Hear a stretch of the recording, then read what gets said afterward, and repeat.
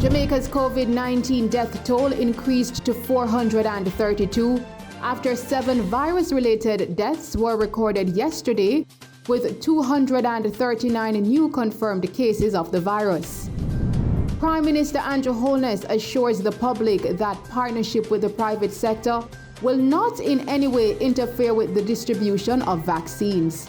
There must be no question about anybody's social status giving them access to vaccines over persons who are vulnerable. The government is very sensitive towards that.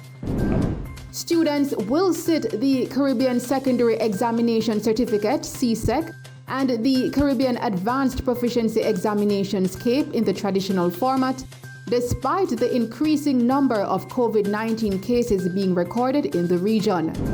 And legendary reggae singer Bunny Wailer has died in the Medical Associates Hospital in Kingston this morning. He was 73.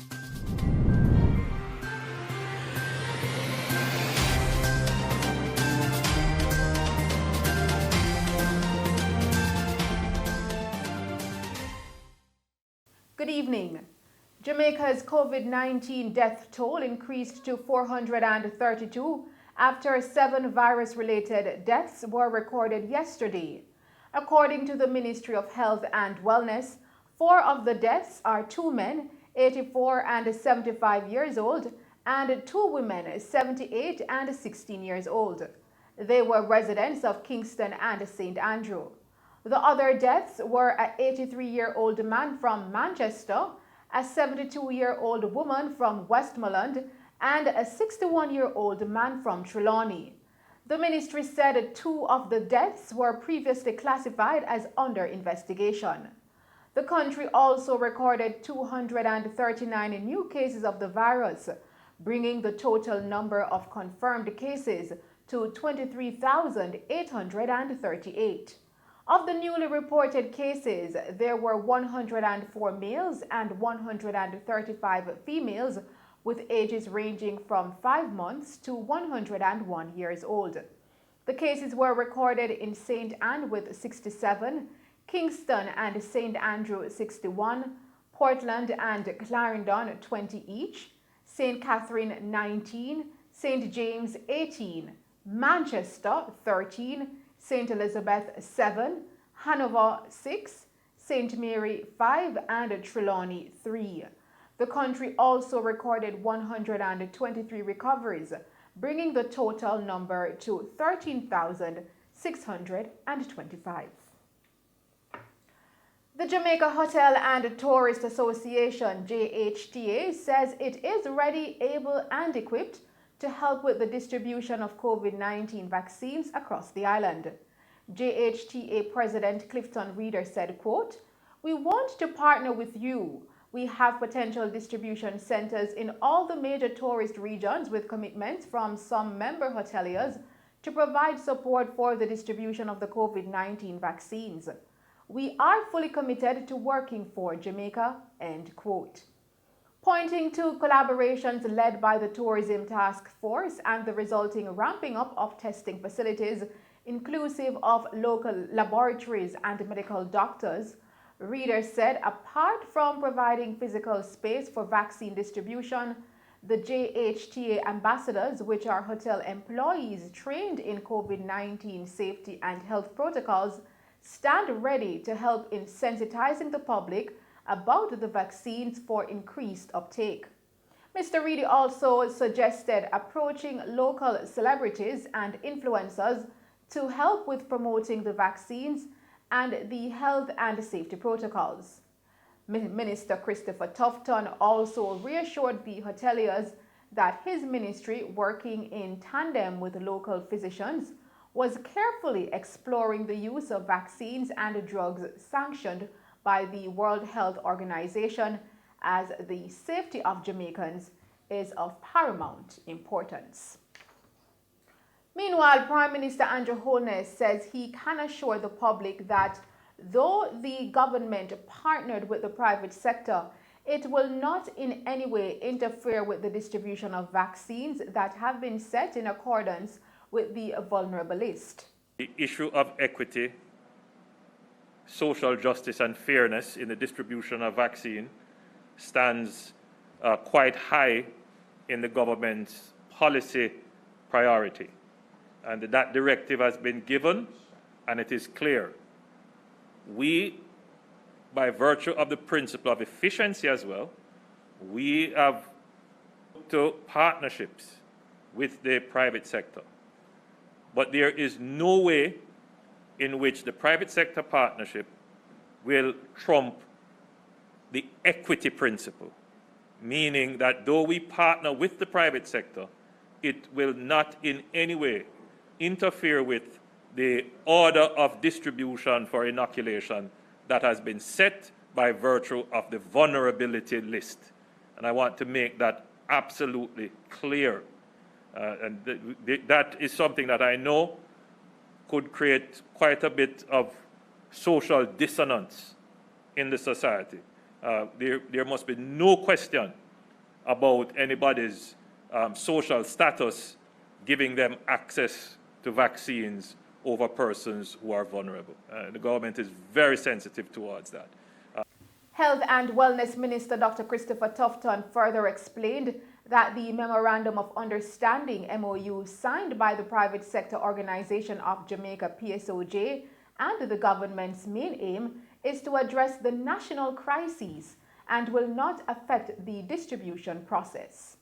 The MOU sought only to bring the critical stakeholders within the society through partnership to address what is a national crisis. Remember now, all of us are at stake. All of us are at risk. And we in public health, as is the case with the government, have preached and beseeched the need for partnership. So all the private sector has done is said, listen, where can we help? And we are committing to collaborate with you. As it relates to vaccines, they have said they are prepared to put up resources. Now, the global vaccine politics, if you will, is now dictated by governments negotiating, not private sector entities. So any conversation around procuring vaccines has to go through governments working through bilateral or multilateral arrangements. And the private sector, therefore, will be coordinated by the public space. So I reassure you that that MOU will not in any way cause anyone to jump the queue. And I believe in the sincerity of those we are dealing with in the private sector, that they are about trying to do what is good for Jamaica, because ultimately it's all about everyone, whether you're in the private or public space. In other news, the Caribbean Examinations Council, CXC, has announced that students will sit the Caribbean Secondary Examination Certificate, CSEC, and the Caribbean Advanced Proficiency Examinations, CAPE, in the traditional format, despite the increasing number of COVID-19 cases being recorded in the region. It was disclosed at a virtual press conference yesterday that the exams will be held June 14 to July 16. Explaining the decision to go ahead with the exams even as regional countries fight to stem the spread of COVID-19, with some closing schools, CXC Registrar Dr. Wayne Wesley said the regional body did not want to disenfranchise those who were ready to sit the exams. He also explained that students who want to defer will be allowed to do so without any penalty. Dr. Wesley said while there are individuals experiencing challenges in their preparations, there are others who are ready to write. Therefore, CXC presented a situation for both groups that will give them the best of both worlds. It was also disclosed that no fee will be implemented for deferral of subjects. CXC says they will be working closely with the Ministries of Education and local registrars to ensure the implementation of changes will be done smoothly and in the best interest of our students. CXC has received entries from 102,000 prospective CSEC candidates, while there are more than 27,000 candidates for CAPE. Legendary reggae singer Neville O'Reilly Livingston, more popularly known as Bunny Wailer, has died. He passed away in the Medical Associates Hospital in Kingston this morning. He was 73 years old. Bunny Wailer is said to have been in and out of hospital since his second stroke in July 2020. Hailing from Trenchtown, he was the lone frontline surviving member of the iconic group Bob Marley and the Wailers, and has long been a standout figure on both local and international reggae stages. Born in 1947, Jabi was a singer, songwriter, and percussionist who, along with Bob Marley and Peter Tosh, were members of the Wailers. Bob Marley died of cancer on May 11, 1981, while Peter Tosh was killed at his St. Andrew home on September 11, 1987. Bunny Wailer's albums include Black Heart Man, released in 1976, and Rock and Groove, which came out 5 years later. His hit songs include Cool Runnings, Ballroom Floor, Crucial, and Ballhead Jesus. A three-time Grammy Award winner, he is considered one of the long-time standard bearers of reggae music. In 2017, the Jamaican government awarded Bunny Wailer an Order of Merit, the country's fourth highest honor for his contribution to popular music.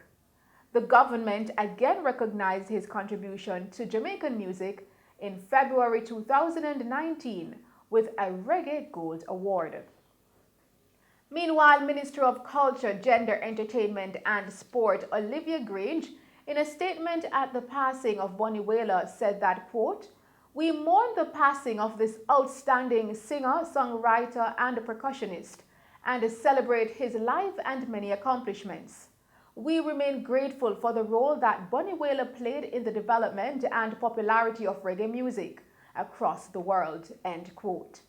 Minister Grange further added that she remembers with great pride how Bunny Wailer, Bob Marley, and Peter Tosh took reggae music to the four corners of the earth. Minister Grange said that what Bunny Wailer has done for reggae as one of the pioneers and standard bearers of our country's music lives on. And as tributes pour in for Bunny Wailer, Prime Minister Andrew Holness has also expressed sadness on the death of the legendary reggae singer-songwriter. Prime Minister Holness said, quote, "Bunny Wailer has made a tremendous impact on the world, setting the stage for a global movement with a love for rocksteady and reggae music. His legendary performances have touched the hearts and souls of millions of fans in Jamaica and across the world. Many generations have been privileged to have been exposed to his conscious music," end quote. Prime Minister Holness has extended sincere condolences to the Livingston family, friends, his musical colleagues, and many supporters across the globe. And Mark Golding, leader of the opposition, said, quote, "Bunny Wailer will live on as a cultural legend and icon. He was a founding member of the Wailers, which has been the most influential contributor to the development of Jamaican popular music and, by extension, Brand Jamaica. We are proud that Bunny Wailer, or Jabi otherwise, hailed from Trenchtown in South St. Andrew," end quote. Mr. Golding further said that on behalf of the People's National Party and from a grateful nation, they offer condolences to his family and friends. Mr. Golding concluded by saying that as we close out the celebration of Reggae Month 2021, we must now show recognition and appreciation for his immense contribution to our culture and our nation. In other news, Commissioner of Police Major General Anthony Anderson has given directions that a policeman seen in a viral video in a, quote, "compromising position" be interdicted with immediate effect. The video has been making the rounds on social media. The policeman, who was dressed in uniform, was recorded doing a sexual act in what appears to be the back of a motor vehicle. The Constabulary's Corporate Communications Unit, CCU, says the Inspectorate and Professional Standards Oversight Bureau, IPROB, has launched an investigation into the activities captured on video. More information will be made available as the investigation progresses. 40-year-old farmer Nadine Geddes was today sentenced to 20 years in prison at hard labor in the Trelawney Circuit Court for the murder of her sister, 36-year-old Tamara Geddes, who was shot in her bedroom in the reserve community in the parish last year. She pleaded guilty to the offense on February 8. The 36-year-old Geddes was reportedly gunned down in the presence of her 10-year-old daughter on June 19, 2020. Nadine's two daughters, 21-year-old Shanice Ruddock and a 15-year-old, who also pleaded guilty to the charge of misprision of a felony in the case, were sentenced to 3 years probation. Following investigation by detectives, Nadine and her two daughters were taken into custody on July 14, 2020. And those are some of the stories making news.